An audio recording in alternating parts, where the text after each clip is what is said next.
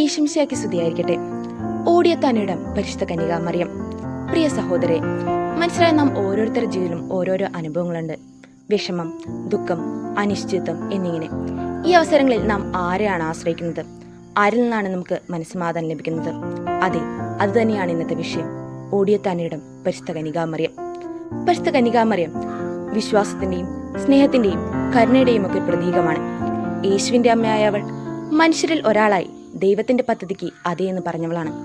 അവളുടെ ജീവിതം എത്ര തന്നെ ലളിതമാണെങ്കിലും അതിൽ ദൈവികത നിറഞ്ഞിരുന്നു. ജീവിതത്തിന്റെ ഏത് പ്രതിസന്ധികളിലും നമുക്ക് ഓരോരുത്തർക്കും ഓടിയെത്താൻ പറ്റുന്ന ഒരിടമാണ് പരിശുദ്ധ അമ്മയുടെ പാദങ്ങൾ. കുട്ടികൾ അമ്മമാരുടെ മടിയിൽ കിടന്ന് കരഞ്ഞ ആശ്വാസം നേടുന്ന പോലെ വിശ്വാസികളായ നാം ഓരോരുത്തരും അമ്മയുടെ കാരുണ്യത്തിലാണ് യേശുവിന്റെ സ്നേഹത്തെ അനുഭവിച്ചറിയുന്നത്. താങ്കളുടെ മകനോട് പറയുക, എനിക്ക് വേണ്ട കാര്യം.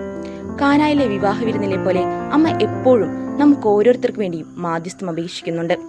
അവൾ നമ്മോട് പറയുന്നു, എന്ത് സംഭവിച്ചാലും യേശുവിന്റെ വചനങ്ങൾ അനുസരിക്കുക. അതാണ് മറിയത്തിന്റെ ജീവിതപാഠം.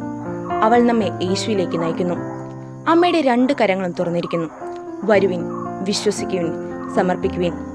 അതുകൊണ്ട് തന്നെ ജീവിതത്തിന്റെ ഏത് സാഹചര്യങ്ങളിലും, അത് സന്തോഷമായാലും ദുഃഖമായാലും, നാം ഓരോരുത്തർക്കും പറയാൻ സാധിക്കട്ടെ, അമ്മേ മറിയമ്മേ, ഞങ്ങൾ നിന്നരികിലേക്ക് ഓടിയെത്തുന്നു.